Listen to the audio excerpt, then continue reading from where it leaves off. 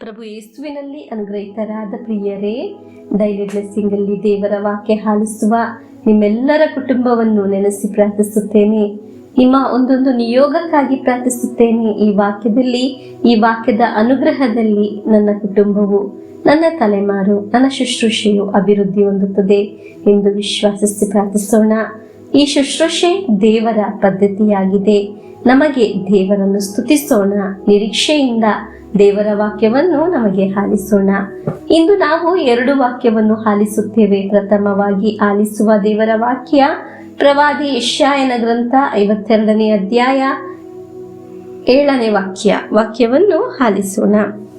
ಶುಭಕರ ಸಮಾಚಾರವನ್ನು ತರುವ, ಶಾಂತಿ ಸಮಾಧಾನವನ್ನು ಸಾರುವ, ಸಂತಸದ ಸಂದೇಶವನ್ನು ಅರಹುವ, ಜೀವೋದ್ಧಾರವನ್ನು ಪ್ರಕಟಿಸುವ, ನಿನ್ನ ದೇವರೇ ರಾಜ್ಯಭಾರ ವಹಿಸುವ ಎಂದು ಸಿಹೋನಿಗೆ ತಿಳಿಯಪಡಿಸುತ್ತಾ ಪರ್ವತಗಳಿಂದ ಇಳಿದು ಬರುವ ಶಾಂತಿದೂತನ ಪಾದ ಪದ್ಮಗಳು ಎಷ್ಟೊಂದು ಸುಂದರ. ಪ್ರಿಯರೇ, ಯಾರ ಪಾದಗಳಾಗಿದೆ? ಮನೋಹರ. ದೇವರ ವಾಕ್ಯವನ್ನು ಆಲಿಸುವವರ, ಅನೇಕರಿಗೆ ಸಾರುವವರ, ಕಳಿಸಿಕೊಡುವವರ. ನಮ್ಮಿಂದ ಅನೇಕರು ದೇವರ ವಾಕ್ಯ ತಿಳಿಯುವಾಗ ಅವರ ಪಾದ ಸಹ ಅನುಗ್ರಹಿತವಾಗುತ್ತದೆ. ದೇವರನ್ನು ನೀಡುವವರು, ಪ್ರಾರ್ಥನೆಯನ್ನು ನೀಡುವವರು, ಪರ್ವತಗಳಿಂದ ಇಳಿದು ಬರುವ ಶಾಂತಿದೂತರು, ಅವರ ಪಾದ ಪದ್ಮಗಳು ಎಷ್ಟೊಂದು ಸುಂದರ. ನಮಗೆ ಯೋಬನ ಗ್ರಂಥ 24ನೇ ಅಧ್ಯಾಯ 23ನೇ ವಾಕ್ಯವನ್ನು ಆಲಿಸೋಣ.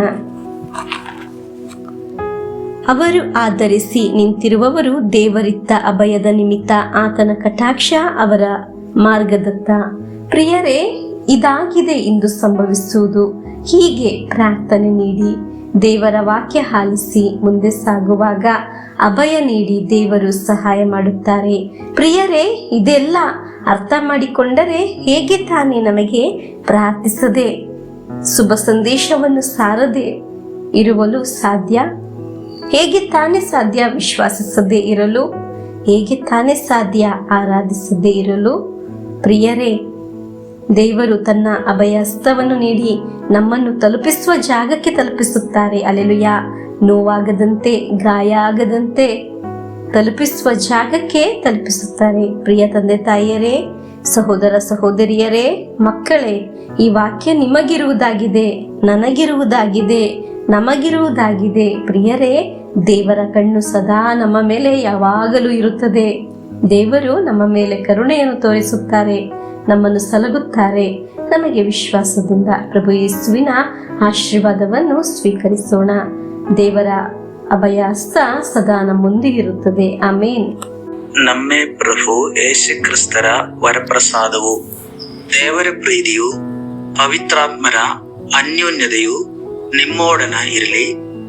ರೋಗದಿಂದ, ಅಪಘಾತದಿಂದ, ವಂಚನೆಯಿಂದ, ನಿರಾಶೆಯಿಂದ ಸ್ವರ್ಗದ ದೇವರು ನಿಮ್ಮನ್ನು ಅದ್ಭುತವಾಗಿ ಸಂರಕ್ಷಿಸಲಿ. ದೀರ್ಘಾಯುಸ್ಸು, ಆರೋಗ್ಯ, ಸಮಾಧಾನ, ಸಂತೋಷ ಉಂಟಾಗಲಿ. ಪಿತನ, ಸುತನ, ಪವಿತ್ರಾತ್ಮರ ನಾಮದಲ್ಲಿ ಆಮೇನ್.